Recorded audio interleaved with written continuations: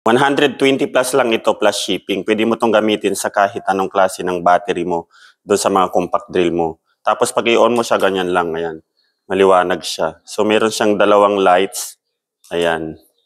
O pindot-pindutin mo lang. Ang kagandahan pa nito ay pwede mo siyang i-adjust. Kunwari yung ganito mo ay medyo maiksi. Pwede mo itong i-adjust para po magkasya siya. Ayan, no? Adjustable kasi siya. So, pwede mong gamitin sa kahit anong klaseng battery ng ganito. Yung mga cordless drill mo, pwede mong gamitin. So, power tool, lighting LED po siya. At matipid po itong ganitong klase ng ilaw. Kaya mas pinili ko na to.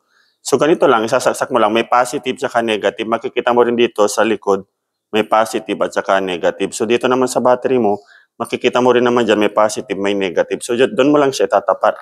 Yung ganito lang po siya ini-install. Ayan. Itatapat mo lang sa kasa sa butas niya, ganyan, yan. Tapos pag nakaipit na siya, ganyan, pwede mo na siyang magamit. Yan. So pang matagalang ilaw mo na ito, tsaka maliwanag. Yan, napakaliwanag niya. So if you like this, click may yellow basket, nandyan na po yung store kung saan siya mabibili. Again, ganito lang siya, oh. Yan, napakasimple lang niyang gamitin. Yan, saksak mo lang na siya dyan, gagana na siya. So pwede mo siyang pindutin kung gusto mong i-off. Ganyan lang yung style niya. Diba? Napakanipis lang niya. Yan, singlaki lang ng kamay. Pero, maliwanag po siya.